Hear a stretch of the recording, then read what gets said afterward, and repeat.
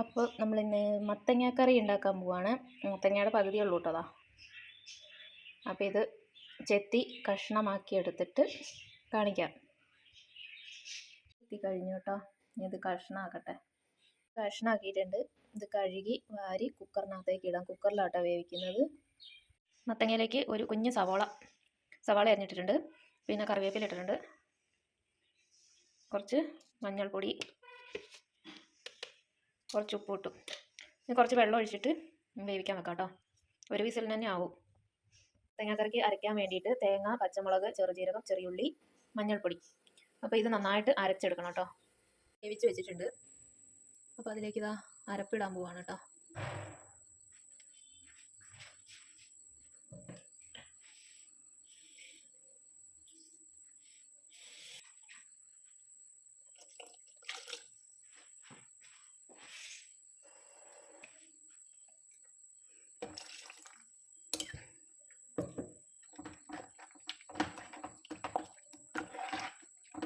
നമുക്ക് ആവശ്യത്തിന് എത്ര ചാറ് വേണോ അത്രയും വെള്ളം ഒഴിച്ച് ആക്കിയെടുക്കാം കേട്ടോ.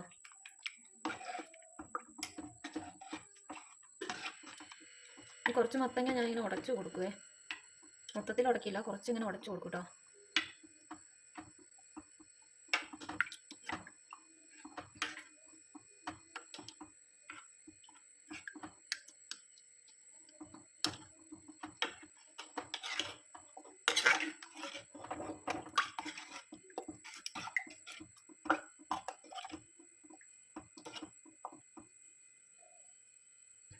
ഉപ്പുണ്ടോ നോക്കാം.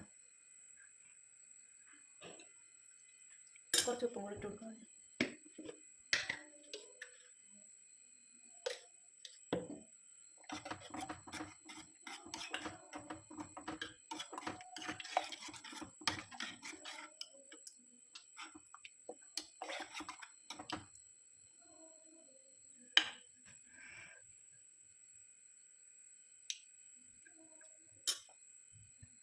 ഉപ്പായിട്ടുണ്ട് കേട്ടോ. ഇത് നന്നായിട്ട് ചൂടായിട്ടുണ്ട്. തിളപ്പിക്കേണ്ട ആവശ്യമില്ല. ഇളക്കി നന്നായിട്ട് ചൂടാക്കി എടുക്കുക. അപ്പം അതിലേക്ക് കടുക് പൊട്ടിച്ചൊഴിക്കണം. വെളിച്ചെണ്ണ ഒഴിച്ചു കൊടുക്കുക.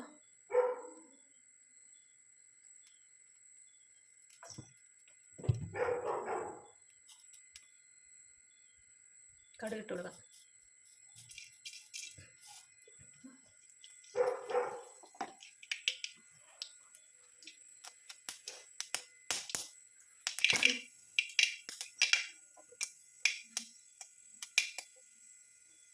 ചെറിയുള്ളിയും കറിവേപ്പിലയും.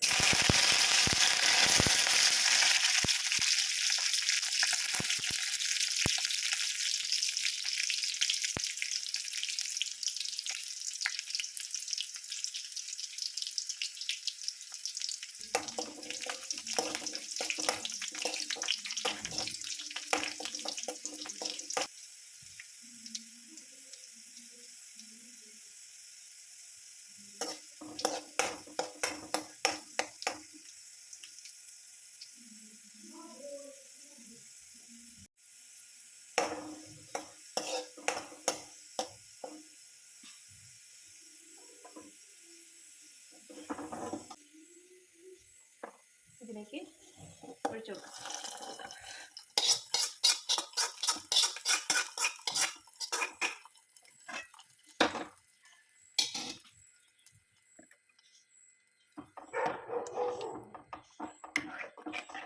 ചോറിൻ്റെ കൂടെ കഴിക്കാൻ നല്ല കറിയാണ് കേട്ടോ മത്തങ്ങാക്കറി.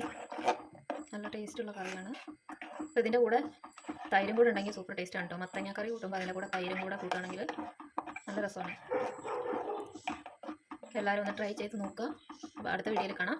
അതുവരെ ബൈ ബൈ.